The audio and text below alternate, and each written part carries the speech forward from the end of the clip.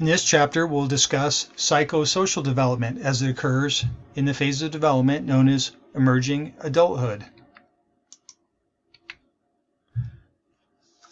So first of all, definitely, this is a broad claim, obviously, but, identity, self-identity is usually becomes a lot more clear. It's, a lot more defined at this age.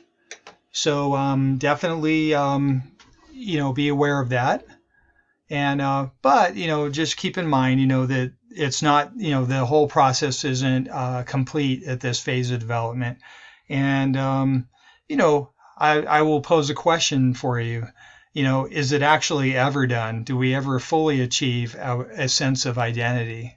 There's no right or wrong answer to that, but it's just definitely worth considering. Okay, so ethnic identity, according to Erickson, who you're very well acquainted with at this point, but definitely he feels that political and religious identity, those are crucial, in the modern multi-ethnic world, especially, but but achieving a sense of identity can be, especially, ethnic identity can be difficult, for two U.S. groups, they mention here, known as the Dreamers and the adoptees. So, that might be worth, might be a worthwhile discussion in our discussion forums. So those of you who have experience with this, or know someone that might be, a member of one of these groups, maybe. So definitely, in regard to ethnic identity, everyone else, I know that's a broad umbrella right there. Everyone else, but it just, in a broad overview, every emerging adult, they must establish, an ethnic and political identity. It's really important, in this phase of development. Okay, and so definitely, another thing to be aware of is knowing one's personal roots. That can actually facilitate acceptance of roots of others.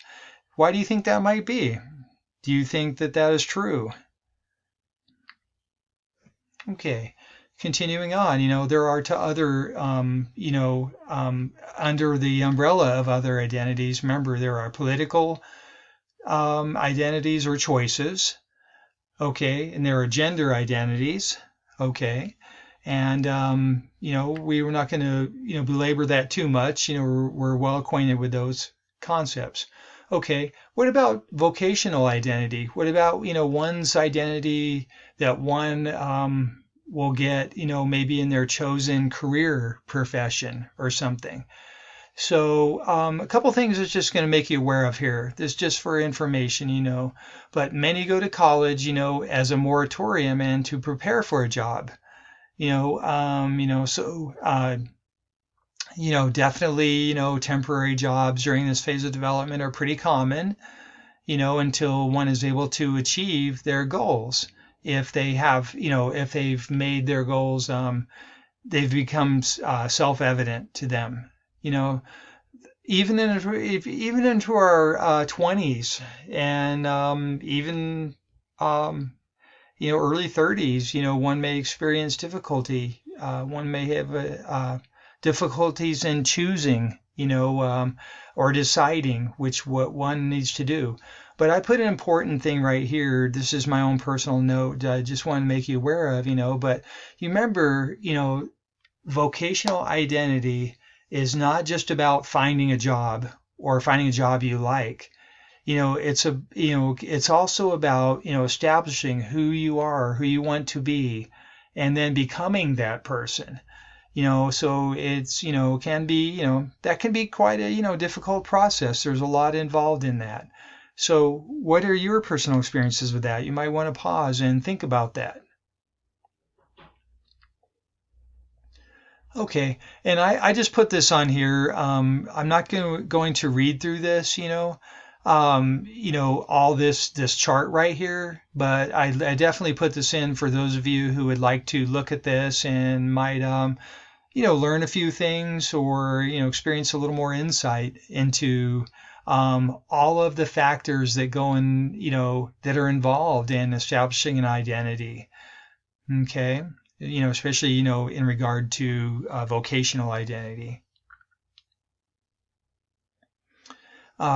So definitely, one thing to keep in mind here, so definitely, workers, they have healthier hearts and minds if their job fits their personal preferences. So I know that's probably kind of a self-evident type claim, but it's just still something to think about for those of you who are still in this process. Okay, so personality growth, in emerging adulthood, so definitely, there's a rising self-esteem during this phase of development.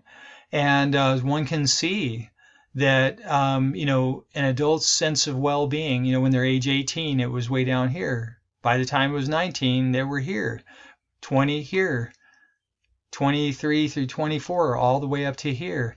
And did you notice that as individuals start to mature, get a little bit older, that actually the men reported a higher sense of well-being than did the females? Why do you think that is the case? There's a lot to answer in that question for sure. But what are your personal experiences? You might want to discuss that in our discussion forums. Okay, so we're going to shift gears here, and we're going to look at the term plasticity, and we've discussed that. That is a neuroscientific term. That refers to um, basically the ability to change shape, to be malleable to experience and cultural and physical growth, that kind of thing. So plasticity is both neurological and cultural. So, as I said, development, that's moldable, but I call it malleable and durable.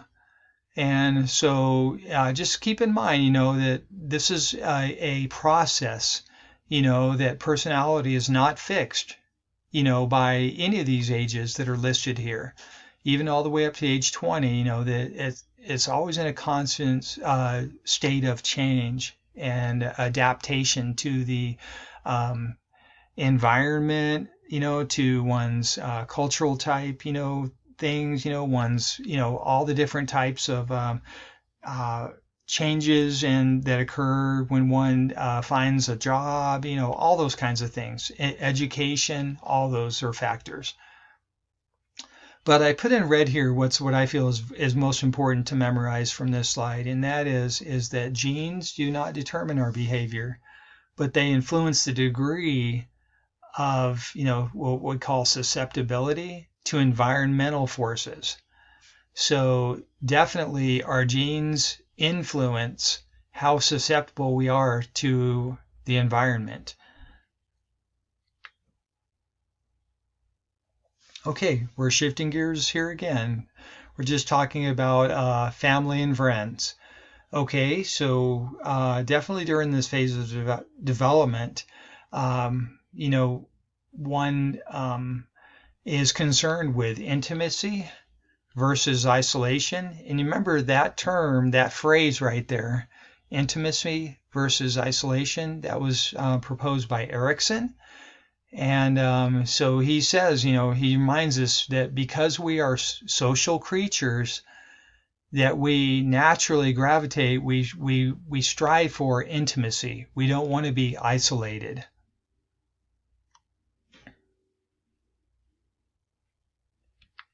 Okay, going a little bit further there, so adults at this phase of development and their parents, they may have, they have what's called linked lives. So success, health, and well-being of each family member are connected to those of other members. That is called linked lives. So that's something important to remember. Now also, financial support, well, that might drop, at this phase of development. When one gets on one's own, that parents, might say, well, hey, you're an adult now, you can do this on your own. Whereas, others might experience help all the way until they're 30 years old, or even a little older. There doesn't mean anything is right or wrong. These are just differences, and I want you to think about here. Okay, we're moving on here. So, what do you think? Do you think that parents give too much help or too little help to their kids? Especially when their kids become young adults. So what do you feel there? I'm not going to read all of these, but definitely pause the video and look at these in order to gain further insight into this. One thing I do want to make you aware of, though, is what's known as helicopter parents. Okay, those are the type of parents that can be, over, they're really close to their children, and they're ready to, what they say, swoop down if any problem arises, and not let their child experience and solve the issues on their own. So what do you think about that? Have you experienced that, or do you know someone like that? That might be worth discussing in our discussion forums. Okay, we're just going to take a quick look at friendships. So definitely friendships are very important. Most single young adults have larger and more supportive friendship networks than newly married young adults. Why do you feel that is?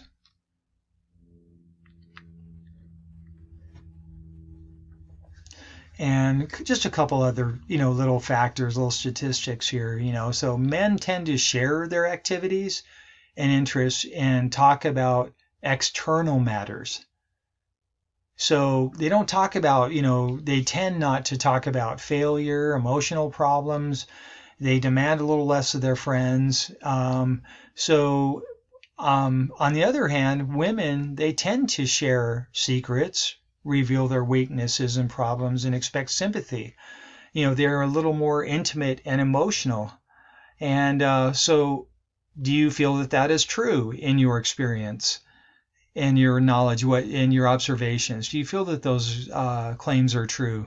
And then, I just put a little note here. This was according to a meta-analysis of 37 studies. So they basically just took all the data from 37 studies, combined them, and came up with these statistics. Okay, let's move forward.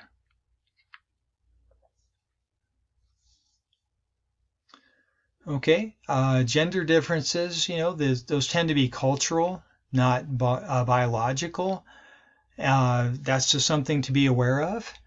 So definitely, definitely cultures, different cultures, they have different expectations according to their, let's just say gender type boundaries or categories or something like that. Okay, do you feel that that is true?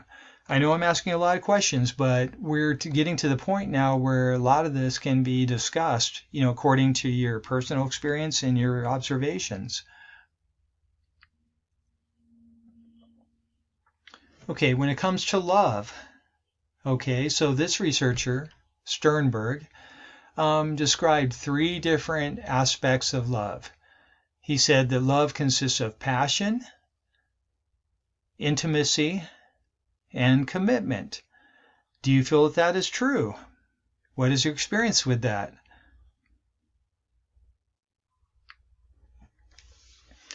And what about the Western ideal of love, including, passion, intimacy, and commitment? Well, statistics have shown that, that can sometimes, that's an ideal that's difficult to achieve.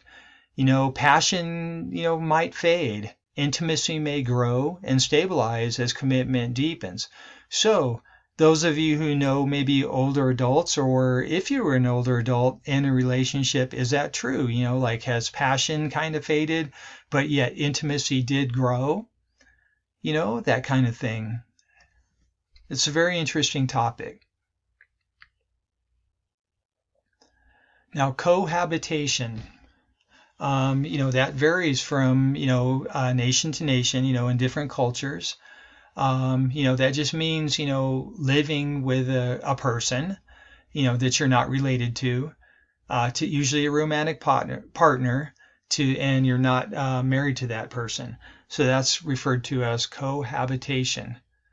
So definitely, here's some statistics, so feel free to pause and look at these. I don't expect you to memorize these. For those of you who might have experience or with these or whatever, there's also hookups and hookup culture.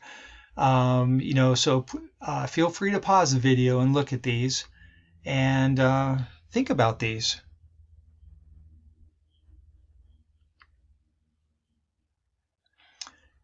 And definitely, is it more common now for people to find their romantic partners, in social networks, different matching, match sites, like Match.com, et cetera, et cetera. Is that true? Is that a thing now, or is that not a thing now? And why do you feel that that is the case? So some things to think about, that, those of you who might consider using these or do use these, have you ever experienced, like choice overload, having so many possibilities that it becomes difficult to make a choice? So, is that true in your experience or your observations? So definitely there are changes, when it comes to, like marriage, in the United States, specifically, so definitely, the average age, of people becoming married is later now than it used to be. There are some different different claims here that one may look at, and feel free to peruse these.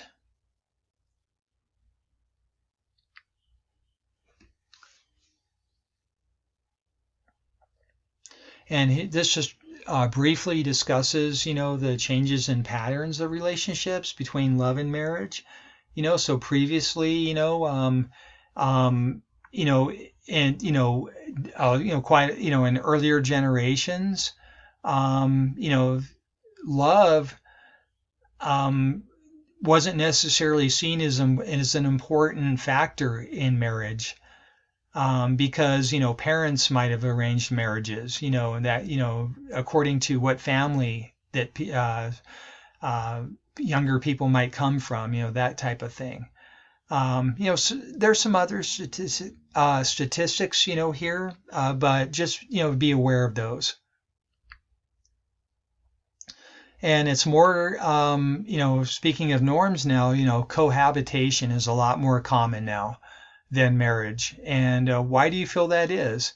And then there's one final claim that I put down here, so education, that tends to increase the chance of marriage and marital childbearing. So do you feel that that is true? What makes marriages succeed?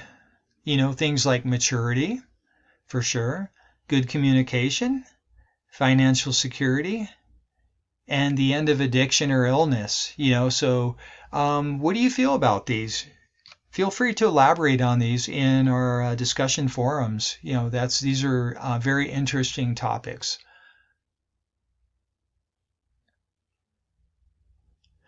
Now, definitely, when it comes to relationships, things like, similarity, that tends to, help commitment.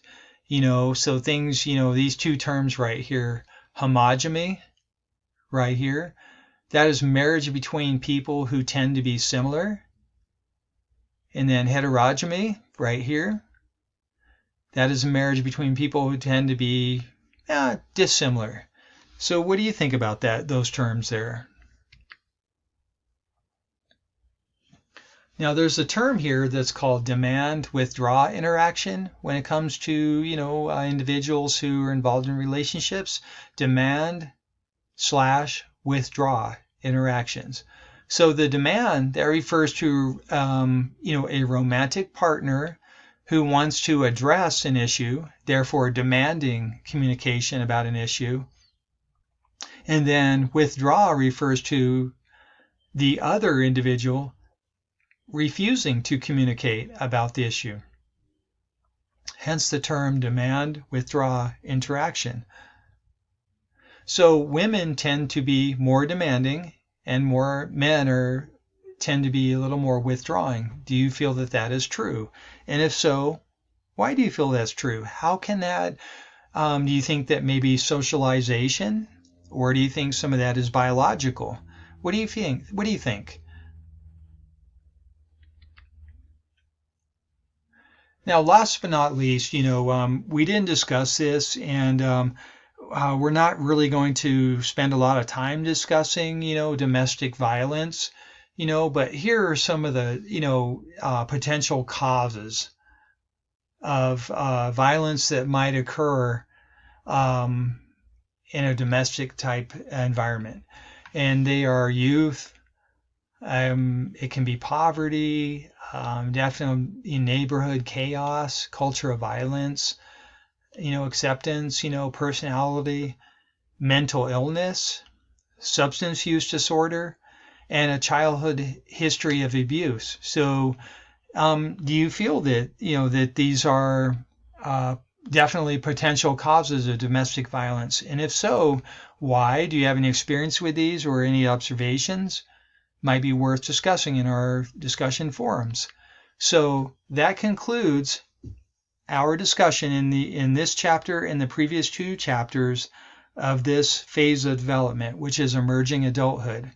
So definitely, as a reminder again, I say this at the end of each video, the next step is to get out your study guide for this chapter, answer the questions while, you're still thinking about these topics, and then the next step will be to read through the chapter in your textbook in order to gain further insight and solidify everything and hook everything together.